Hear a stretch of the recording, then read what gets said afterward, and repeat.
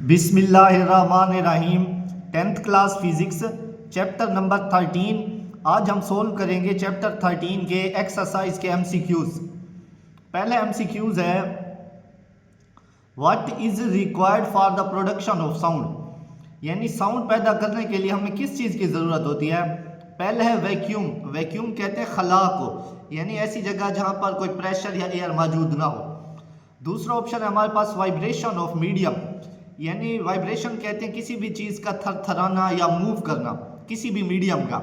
Only air, या सिर्फ हमें हवा चाहिए आवाज़ पैदा करवाने के लिए, या सिर्फ लाइट चाहिए। हम पीछे चैप्टर में पढ़ चुके हैं कि आवाज़ कब पैदा होती है, जब भी कोई चीज़ क्या करे, वाइब्रेट करे। इसका जो करेक्ट ऑप्शन बनता है वो बनता है vibration of a medium.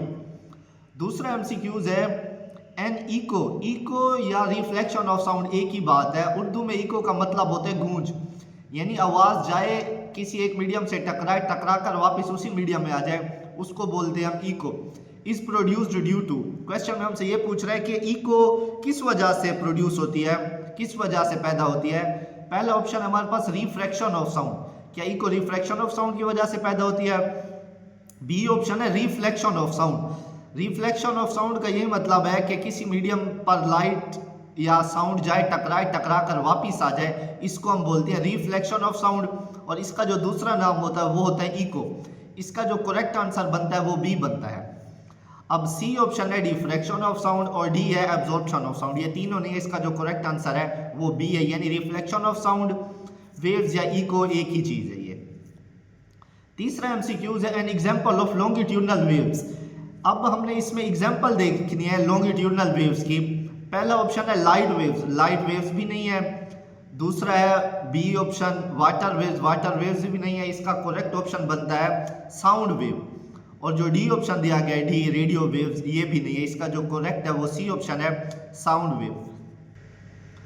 Next है हमारे पास MCQs number 4। In which medium, ऐसा कौन सा मीडियम है। मीडियम का मतलब होता है कोई भी सोर्स, जैसे सॉलिड लिक्विड गैस है, ये क्या ये मीडियम है।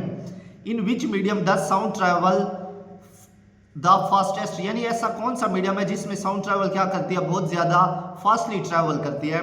पहला ऑप्शन हमारे पास गैस। अब अगर हम गैस को देखें, गैस के जो मॉलिक्यूल्स होते हैं एक दूसरे से काफी फासले पर होते हैं। अगर हम दूसरा ऑप्शन है लिक्विड, अगर लिक्विड की बात करें, जो लिक्विड के मॉलिक्यूल्स होते हैं वो कम फासले पर होते हैं एज कंपेयर टू गैस के। अगर हम बात करें सॉलिड की, जो सॉलिड का स्ट्रक्चर होता है उनके जो पार्टिकल्स हैं, जो एटम्स हैं, टाइटली जुड़े हुए होते हैं। और डी ऑप्शन है हमारे पास वैक्यूम। वैक्यूम से ये मुराद है कि ऐसी जगह या ऐसा पॉइंट जहां पर कोई प्रेशर या कोई एयर वगैरह मौजूद ना हो। इसका जो करेक्ट आंसर बनता है वो बनता है सी ऑप्शन सॉलिड। अब सॉलिड इसी वजह से है क्योंकि सॉलिड के जो पार्टिकल्स होते हैं एक दूसरे के साथ जुड़े हुए होते हैं, इसी वजह से सॉलिड के अंदर जो स्पीड ऑफ साउंड है वो सबसे ज्यादा फास्ट होती है। पांचवा एमसीक्यूज है what is approximate speed of sound in air. अब नॉर्मली हमसे ये पूछ रहे हैं कि एयर में जो स्पीड ऑफ साउंड होती है वो कितनी होती है।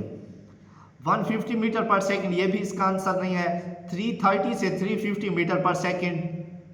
सी ऑप्शन हमारे पास 500 मीटर पर सेकंड और डी ऑप्शन है 1000 मीटर पर सेकंड। जो इसका करेक्ट जवाब है वो है बी ऑप्शन, यानी 330 से 350 मीटर पर सेकंड। छठा एमसीक्यूज है व्हाई इज एकास्टिक प्रोटेक्शन। एकास्टिक प्रोटेक्शन कहते हैं अनवांटेड साउंड को एब्जॉर्ब करना, यानी ऐसी आवाज जिसे आप सुनना नहीं चाहते उस साउंड को एब्जॉर्ब करना क्या कहते हैं, एकास्टिक प्रोटेक्शन कहते हैं।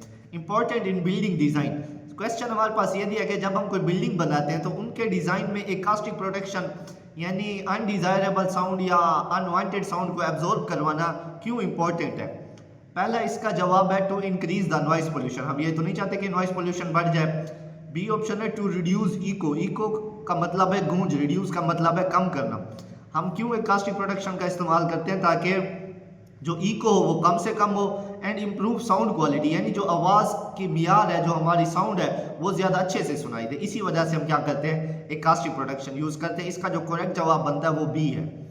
अब सी है टू एम्पलीफाई साउंड और जो डी है to increase the speed of sound. और हम ये भी नहीं चाहते कि स्पीड ऑफ साउंड क्या हो जाए, इंक्रीज हो जाए। इसका जो करेक्ट है वो बी है। 7 वाला एमसीक्यूज है फॉर नॉर्मल पर्सन, यानी किसी आम पर्सन के लिए द एडिबल फ्रीक्वेंसी रेंज। अब एडिबल का मतलब होता है काबिल समात, यानी आवाज़ की इतनी फ्रीक्वेंसी जिसे हम सुन सकते हैं उसको कहते हैं edible frequency. For sound waves lies between, अब पहला ऑप्शन हमारे पास 10 हर्ट्ज से 10 किलो हर्ट्ज, ये जो हर्ट्ज है ये फ्रीक्वेंसी का यूनिट है।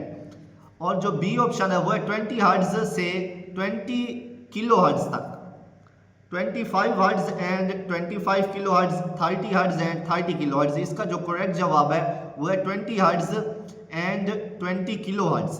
20 किलो हर्ट्ज भी यहाँ पर आंसर में दे सकते हैं आपसे, या 20,000 हर्ट्ज भी दे सकते हैं, क्योंकि किलो का मतलब होता है 10 की पावर 3 यानी 1000। नेक्स्ट इंशाल्लाह हम अगले लेक्चर में इस चैप्टर के एक्सरसाइज के शॉर्ट क्वेश्चन सोल्व करेंगे।